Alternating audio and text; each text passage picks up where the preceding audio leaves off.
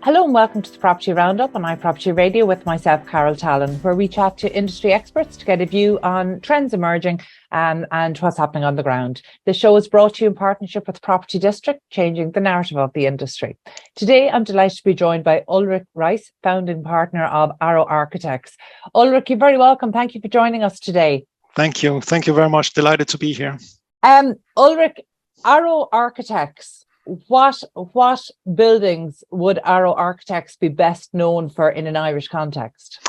Well, in the Irish context, it would definitely be Dublin Landings. I think this is our first and largest project, and a project that where we did both master plan kind of building designs and interiors as well in some projects. So yeah, I think it has the whole scale of what we're able to do. Very good. And Dublin Landings obviously is one of the most iconic buildings to be delivered in recent years. And, you know, it seems strange to call a building so new iconic, but I truly think with the changing landscape and skyline of the Docklands, the buildings that we're seeing emerge from that truly are iconic. They're iconic for this generation. So, from that point of view, you're really shaping the skyline in an area that was so iconic with its pool bag chimneys, and that's always requires a certain sensitivity, and given the heritage of our Docklands and the fact that they had been unchanged for so long, talk to us a little bit about maybe how you integrate the heritage of this really special area for Dublin people and for Irish people into such a contemporary world-class project. Thank you. I mean, I think kind of when we started back in 2015 on the project, you have to imagine that there basically hadn't been any real construction after the Celtic Tiger. The Central Bank of Ireland just next to it was still a shell. And so we came to a place where basically we could see that the developments of the past were all very large scale. They had very uniform kind of materiality. And we felt that this was a place of a different scale, of also a different robustness. I think the past were using a lot of like steel and glass, and we came in with some more robust materials, also kind of the bricks and these very large steel columns that we are using, which are reminiscent of kind of the steel that you would find in cranes, you would find in the bollards, and that also tone of paint, which would remind you of that kind of industrial heritage. And then I think we broke down the scale, and what we mean by that is that every single building has a different expression. So you get kind of this feeling of a village, so to speak, where you have a lot of diversity within the blocks. And where we could see what had happened in the past was that the blocks tended to be designed just as one architectural expression. So you would have to have a feeling of diversity, you would have to travel multiple blocks of the Docklands, where what we came with was a breakdown of the scale inside of the blocks with a lot of diversity and a lot of different architectural expressions, which would make kind of you experience kind of this diversity in architecture. And then we combine this with a landscaping approach that I think is very new to Dublin and to Ireland. Talk to us a little bit about that landscaping approach. Yeah, so we're working very much with a natural landscape, and we kind of made the concept, and Bernard Seymour kind of developed that, but it's the idea of a natural landscape and the idea that the landscape should feel like it has always been there. And so we integrated very much kind of a very open landscape with a setting which is not like too designed. And we believe that actually kind of, some people are using the buildings, but everybody is using the streets and is using the city. So for us, it was very important that we kind of also created something, a public realm and a placemaking approach that I think is making this place very special compared to what was there before. And I think a new approach that we can see now being replicated in other kind of developments in the Docklands. You talk about how you wanted this to really have a different scale, but what do you mean by that? Yeah, so basically, kind of, if you imagine the surrounding blocks, they were all kind of designed with one material, one architectural expression. So you would have a whole city block, let's say, in white and with the same architectural expression. So what we did by scale is that we took these buildings that would have been expressed in one way, and gave each of these buildings inside of that block a different architectural expression, a little bit different height, a little bit different kind of materiality, so that you would have a multitude of architectural expressions in one place. And that would allow you, for example, in the residential kind of buildings, you could clearly identify, oh, this is my building because it's the red one with that brick. This is my building because it's the metal one in gray. This is the one in black, and through that create more, I would say, more identity, also for people living there. Placemaking is something that has certainly grown in the industry consciousness over the past decade and a half. And I think we're possibly still at the stage where there's a little bit of tokenism, a little bit of saying the right thing as opposed to doing the right thing.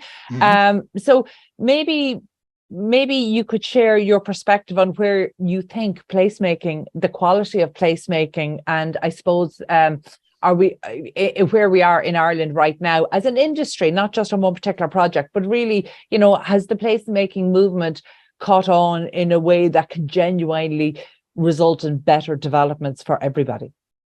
Yeah, I think kind of there is a word. I mean, like Arrow Architects is a Copenhagen-based company, and we've been working in Ireland for many, many years.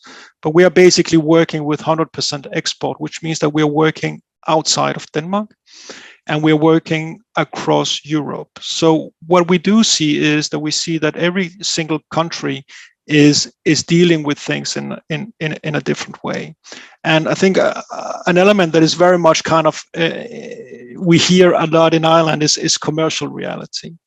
And so with that commercial reality, there is, I think, a sense that things have to be done in a certain way, which makes it, like, I think at some level quite conservative, and maybe not so open sometimes for new ideas that I think we are trying to promote, or that we can see are being done in other places. So I think kind of like there is a very much this connection between the building and the public realm. I think is one of all kind of key elements, is to how to integrate kind of the master plan, the public realm, with the building itself, and not only see the building as a piece of design, And I think we see that a lot. I think there is a tendency of commercial buildings to be very much alike, and I think sometimes we are missing a little bit the kind of that diversity that we see elsewhere in expression, in functionality, and in mix of functions. I absolutely agree with you, and I'm really glad that you articulated like that, because we do talk about inspirational placemaking and developing great spaces in the same breath as we add that layer of caution about the commercial reality. And you're absolutely right. It means that we're maybe not as bold in our approach as we might be. How much of that is down to the industry and industry sentiment and the planning regime and trying to get planning for developments? Yeah, I mean, like that's a really interesting question. I think my take on it is probably coming from multiple angles onto this. I think there is an element of, and we see that very much that this is how we do things. So I think there is that kind of almost at objecting to kind of ideas because you don't believe that it's possible. I think that's the advantage we have when we come from outside of the country, so to speak.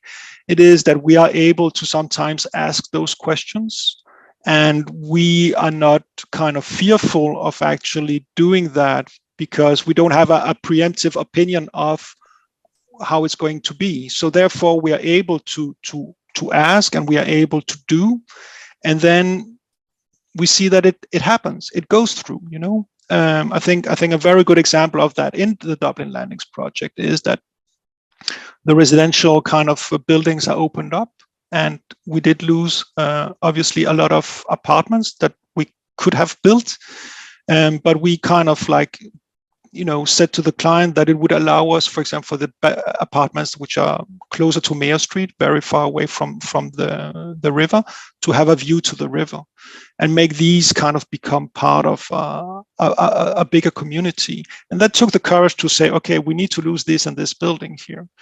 And we did that, and the client liked the idea, and that is also one of the things that makes kind of the project very unique today. And I think it's daring to ask these questions and then do it.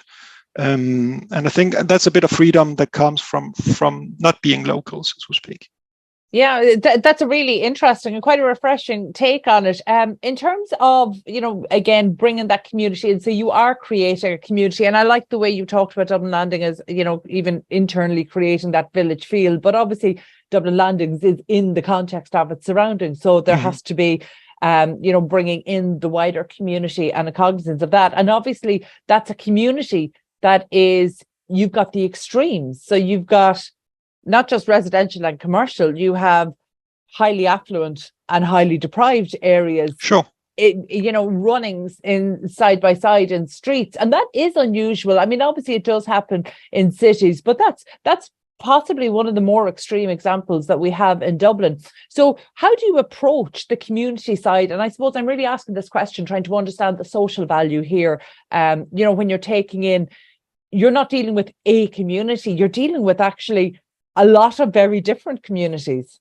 Yeah, no, absolutely. And I think that was also one of the big things when we started the project. It was like, I think there was like a lot of, I think that was Ballymore's kind of view on being a first mover into an area that had a very, very bad reputation, and how you kind of like, how do you manage to not create a community which is exasperating kind of those differences. And I think that is like a really, really difficult thing to do. So obviously you have a social housing, and we have one of these blocks being that, and also offering some functionality for the local community. But obviously kind of, I think it's like when you imagine like 5,000 workers working around the Central Bank of Ireland, there is going to come a lot of change into the area. And it has also a tendency to obviously push a lot of people that used to live there to somewhere else. And I think there is a obviously kind of a balance that is a little bit outside of the architect's kind of power to be able to influence these things. So I think our approach has been like, let's make a public space which is kind of like, generous, which is open for all. And then I think together with Ballymore, they have been able to attract kind of certain businesses and so on that is giving life to the streets and trying to change kind of all of that into a living area. But there is one thing that we also notice, which is very different in Ireland. It's like, it's all the security. It's all the kind of fencing off of spaces, and it's elements that we are not familiar with working in other countries. So I think there is definitely a kind of a different approach to things in general. Let me just come with an example. For example, you're putting how do you say, not fences but rail guards towards the water. So for us in Copenhagen, we have made swimming pools into what you would have like the river. So it's a very different approach. We kind of cleaned up our waters. You can actually kind of like swim in it, and you have this approach of being able to access it. And I think a lot of things that we see is that it's being kind of like keeping people out and away, instead of maybe trying to have a bit of different approach to it, Yeah. So it's no doubt, Ulrik, you will have seen that key people within Dublin City Council have really tried to use the Liffey. They really have tried to use, and they've come up against quite a lot of political resistance to it. Sure. So I take that entirely on board. We are not good at using our natural resources at all, but we also have this almost like nanny state protecting people from things that we should have a reasonable expectation they can protect themselves from. Sure. And that is an issue. But, I suppose I don't think it's a coincidence that, it took one of Ireland's absolute best property developers. Ballymore are world class. So absolutely. They were never going to do this the way, a lesser experienced property developer was going to do it. But I would say that, Ballymore are absolutely world class, and they deliver world class projects outside of Ireland. But I think that in some of the other jurisdictions in which they operate, they have a stronger focus on social value. And I think social value hasn't garnered, maybe again, it's down to this commercial reality, but I don't believe that social value has become a commercial reality for property developers here yet. And that's bad for the community, because there is already a lack of trust between not just the community and property developers, but between property developers and the community, and both of those parties separately and individually towards their local authority. When it comes to delivering places, we have a lack of trust that runs in all directions. And social value could be an antidote to that, but the again, commercial reality, it's not an economic imperative right now, as it is perhaps in London. And how do we get to that in order to do placemaking that can really have a wider impact? Yeah, well, I think as far as I understand it, I mean, and I have a limited perspective on this. I mean, like we've been working with Ballymore on Dublin Landings, but also on the Connolly Quarter together with RKD, and also on Guinness, and I think